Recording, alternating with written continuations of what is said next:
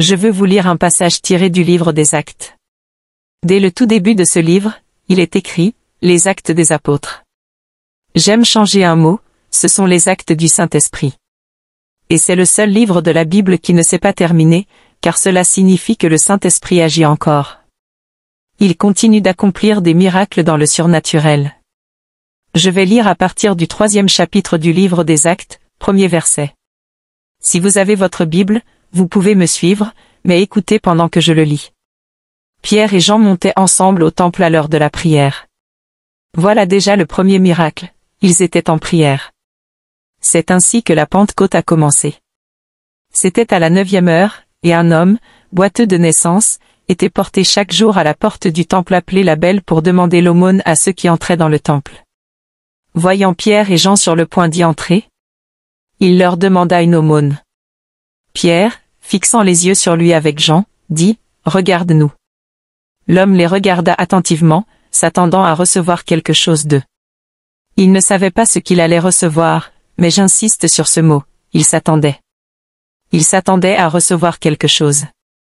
Pierre lui dit « Je n'ai ni argent ni or, mais ce que j'ai, je te le donne. Au nom de Jésus-Christ de Nazareth, lève-toi et marche. » Puis il le prit par la main droite et le fit lever. Aussitôt, ses pieds et ses chevilles devinrent fermes. D'un bond, il se mit debout et marcha. Il entra avec eux dans le temple, marchant, sautant et louant Dieu. Ils avaient interrompu une réunion de prière. J'aimerais voir davantage de réunions de prière interrompues ainsi. Tout le peuple le vit marcher et louer Dieu. Ils reconnurent que c'était bien lui qui était assis pour demander l'aumône à la porte la Belle du temple, et ils furent remplis de stupeur et d'étonnement devant ce qui lui était arrivé. Je vous suggère, dans vos moments de méditation, de lire les 5 ou 6 premiers chapitres de ce livre. Vous verrez à quel point les miracles ont joué un rôle très important dans l'établissement de l'Église. Dans le 3e et le 4e chapitre, laissez-moi simplement lire un passage, verset 13. Quand ils virent l'audace de Pierre et de Jean. Je crois que nous avons besoin d'un réveil de l'audace. J'aimerais voir le peuple de Dieu devenir audacieux, ne pas avoir honte de ce qu'il croit. Et faire savoir que c'est encore pour aujourd'hui, comme il y a 2000 ans. Quand ils virent l'audace de Pierre et de Jean et qu'ils comprirent qu'ils étaient des hommes sans instruction et ignorants, ils furent étonnés. Et ils reconnurent qu'ils avaient été avec Jésus. Quelle belle déclaration! En voyant l'homme qui avait été guéri debout avec eux, ils ne purent rien dire contre cela. Mais après leur avoir ordonné de sortir du conseil, ils délibérèrent entre eux en disant « Que ferons-nous de ces hommes ? Car, en effet, un miracle notable a été accompli par eux, c'est évident pour tous les habitants de Jérusalem, et nous ne pouvons pas le nier. Cependant, afin que cela ne se répande pas davantage parmi le peuple, empêchons-les strictement de parler à quiconque en ce nom. » Et ils les appelèrent et leur ordonnèrent de ne plus parler ni enseigner au nom de Jésus. Mais Pierre et Jean leur répondirent « S'il est juste devant Dieu de vous écouter plutôt que Dieu, à vous d'en juger. Quant à nous, nous ne pouvons pas ne pas parler de ce que nous avons vu et entendu. Inclinez vos cœurs et prions. Père, au nom de Jésus, je te remercie pour la lecture des Saintes Écritures. L'onction de Dieu est déjà présente, on peut la ressentir en entrant dans cet auditorium. Cette onction détruit tout joug. Des gens sont venus ici de partout. Beaucoup sont venus pour un miracle, que ce soit physique, spirituel, dans leur relation familiale, dans leur esprit, ou pour être délivrés de forces démoniaques. Ils sont venus non seulement pour entendre la parole, mais aussi pour voir Dieu accomplir un miracle dans leur vie. Seigneur, j'ai prié, que cette nuit soit la nuit. Ne laisse aucune âme repartir d'ici déçue, mais qu'elle reparte ce soir en chantant un nouveau chant, j'ai reçu ce que je voulais du Seigneur. Et tout le monde dit, Amen et Amen. Beaucoup d'entre vous ont déjà entendu cette histoire, notamment sur TBN, à propos du plus grand miracle que j'ai jamais vu, dans une réunion de Allen. Beaucoup de personnes, surtout des membres d'église, viennent me voir après et me demandent, est-ce que cela s'est vraiment passé? J'ai dit non, je ne fais que mentir. Les pécheurs croient ce que vous dites, mais ce sont les gens d'église qui ne croient pas. Où sont tous tes miracles? Quand nous étions à Birmingham, en Alabama, je ne l'oublierai jamais. Je vais résumer, une mère de Knoxville, Tennessee, est venue à Birmingham avec son petit garçon de 4 ans, né avec 26 maladies graves. Il était né aveugle, sourd et muet, avec la langue pendante sur son menton. Il avait des poumons, un foie et un cœur déformés, dont seulement 2 chambres et demie fonctionnaient. Il n'aurait même pas dû être en vie. Elle m'a dit frère sans boxe. J'avais prêché le service de l'après-midi, qu'on appelait la clinique de la foi, pour préparer les gens au moment de l'opération spirituelle du soir. Beaucoup d'entre vous ont besoin d'une opération ce soir. Elle m'a raconté son histoire, et dans mon esprit, j'ai pensé, si Dieu a gardé ce garçon en vie pendant 4 ans, alors il doit avoir prévu quelque chose pour lui. Les médecins lui avaient dit qu'il ne verrait jamais son premier anniversaire. Et pourtant, il approchait de ses 4 ans.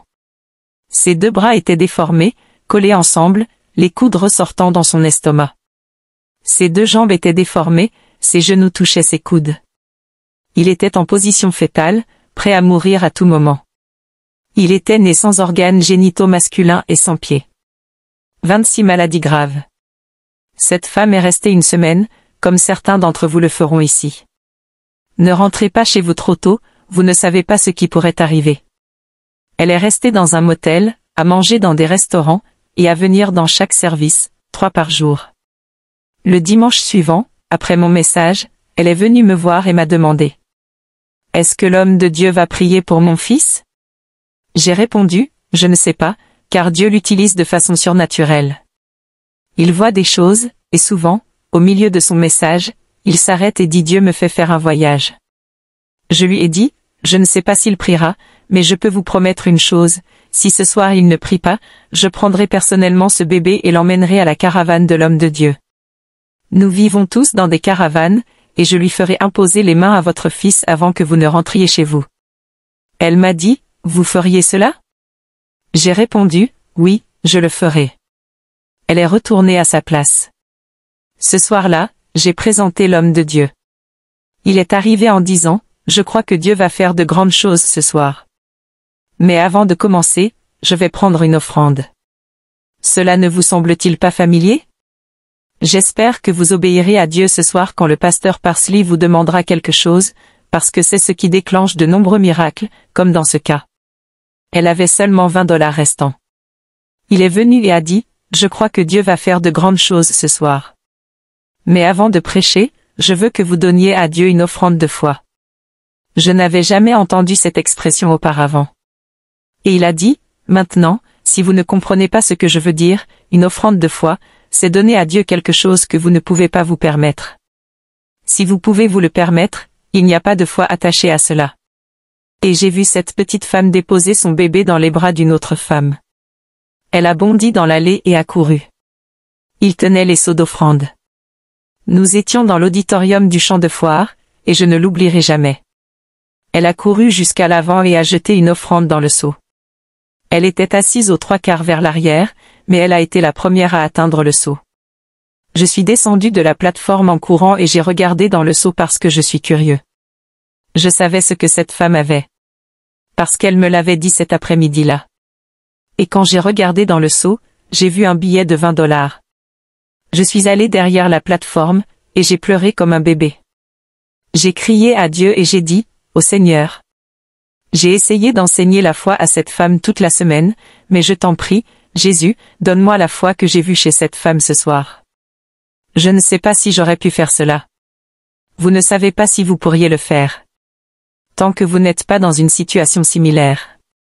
Je suis remonté sur la plateforme et il a commencé à prêcher. Il était en plein dans son message depuis environ 10 minutes, et il a dit, je suis transporté par l'esprit. Et j'ai pensé, oh non, encore un voyage. Mais tout ce que j'avais en tête, c'était ce bébé. Et il a dit, je vois un grand bâtiment blanc. Ah, je sais, c'est un hôpital. Je suis à l'intérieur maintenant, et j'entends beaucoup de bébés pleurer.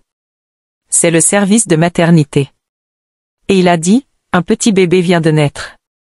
Il y a 4 ou 5 médecins autour de la table, et j'entends l'un des médecins dire. Ce bébé ne vivra pas pour voir son premier anniversaire. Le bébé est né avec. C'est frère Allen qui parle. 12, non, 20, non, 26 maladies graves. Et je me suis réveillé, mon Dieu, c'est la nuit de ce bébé. Il a dit, les médecins ont tort.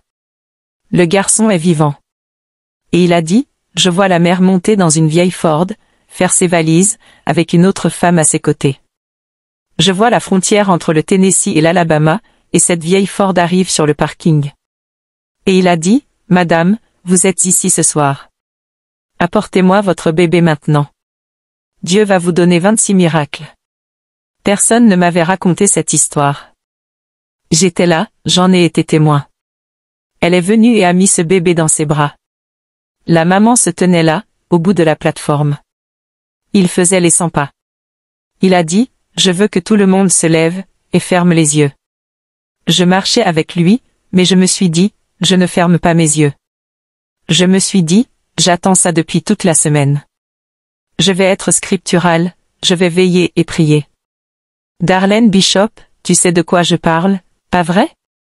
Je vais veiller et prier. Et j'ai regardé et la première chose que j'ai vue, ce sont ses yeux aveugles, d'un blanc laiteux. Des tourbillons ont commencé à se former.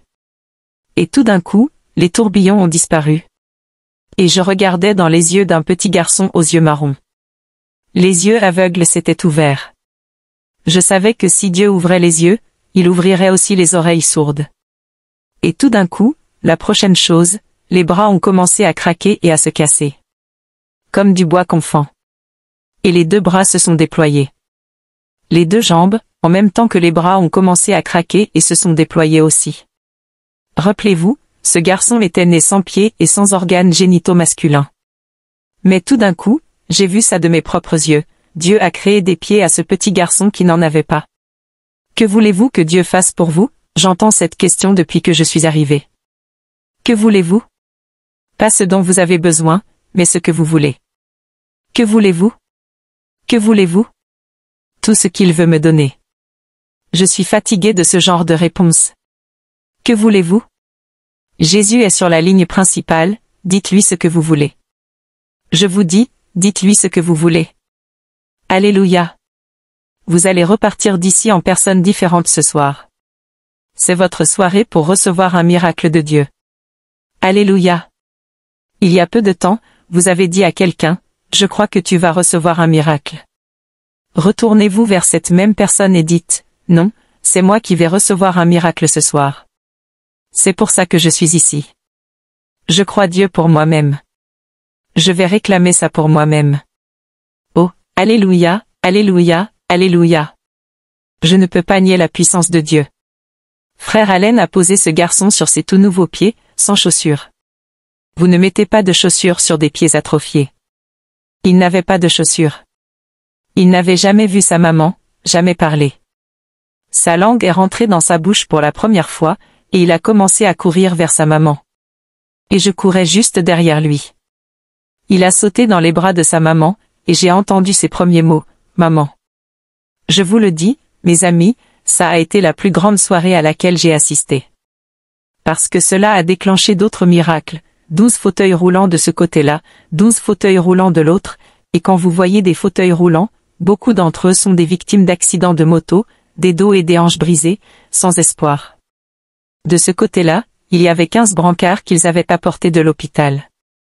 Tout d'un coup, lorsqu'ils ont vu ce miracle du petit garçon, tout le monde dans les fauteuils roulants, personne n'a imposé les mains sur eux, mais tout le monde s'est levé comme si un sergent-major leur avait ordonné de se lever et ils sont sortis des fauteuils roulants, totalement guéris par la puissance du Christ vivant. Tous les regards ont quitté les fauteuils roulants et sont allés vers les brancards. L'anticipation s'est installée. Dieu ne les a jamais déçus. Personne n'a imposé les mains sur eux, aucune main humaine, et tout le monde sur ces brancards s'est levé et est sorti, totalement guéri par la puissance de Dieu. Un miracle notable a eu lieu, l'un des plus grands que je crois avoir jamais vu, et cela a été provoqué par une offrande de $20, c'était tout ce qu'elle avait. Vous ne pouvez pas acheter un miracle pour $20. L'homme de Dieu a dit de donner une offrande à Dieu. J'espère que vous avez tous fait ce que Dieu vous a dit de faire. Quand cet homme de Dieu a parlé de ses appels téléphoniques, c'est que lorsque vous donnez, vous précipitez un miracle qui arrive sur votre chemin, surtout si vous êtes obéissant à Dieu. Maintenant, cette femme m'a écrit une lettre, ça va finir cette histoire. Elle est retournée à Knoxville et elle m'a dit, je n'ai pas marché pour avoir un nouveau bébé. J'aurais marché à la maison, mais elle a dit, Je n'ai pas eu besoin de marcher, frère Schambach. Elle m'a envoyé la lettre. Elle a dit, mais toi et ce prédicateur êtes partis tôt ce soir-là, et je suis resté là. Elle a dit qu'une petite femme est venue et lui a serré la main. Elle était tellement heureuse pour ce que Dieu avait fait pour elle. Elle a dit qu'il y avait un morceau de papier plié entre les paumes de ses mains. Et elle a dit, elle a laissé ça dans ma main et elle m'a dit, je suis tellement heureuse pour toi. Elle a regardé dans sa paume et il y avait un billet de $20. Et d'autres gens ont commencé à faire la queue, et tous ceux qui lui ont serré la main ont eu la même sensation entre les paumes de leurs mains. Et ils sont passés si vite, elle a dit, j'ai juste ouvert mon sac à main, frère Schambach, et j'ai dit, gloire à Dieu, alléluia, merci Jésus, bénis le Seigneur, ô mon âme. Elle a dit, frère Schambach, je suis allée aux toilettes des dames et j'ai compté tout cet argent. Elle m'a dit ce que c'était, et elle a dit, n'est-ce pas juste comme Jésus? Elle a dit, j'ai mangé dans 3 restaurants chaque jour, j'ai donné 3 offrandes chaque jour, j'ai payé l'hôtel. Elle a dit, Dieu m'a renvoyé chez moi avec plus d'argent que ce que j'avais en venant. Et je ne vais jamais oublier son post-scriptum, frère Schambach, on ne peut pas battre la générosité de Dieu, peu importe combien vous essayez. J'ai volé ça de son esprit. J'ai fait un livre à partir de ça, on ne peut pas battre la générosité de Dieu, peu importe combien vous essayez. Donc, vous allez prendre une autre offrande? Peut-être que certains d'entre vous ont raté la première et n'ont pas obéi à Dieu. Vous devrez peut-être venir ici et la lâcher. Je ne prends aucune offrande, mais je suis venu ici pour prêcher. Je n'ai pas encore commencé. L'année dernière, on m'a volé le moment. Ce soir, je vais rattraper ça. Il est seulement 20h05. À Tyler, au Texas, le frère Parsley dit toujours, faites comme chez vous. Je vais faire comme chez moi. Que voulez-vous que Dieu fasse pour vous? Que voulez-vous? Dites-le à 3 personnes. Dites-le maintenant.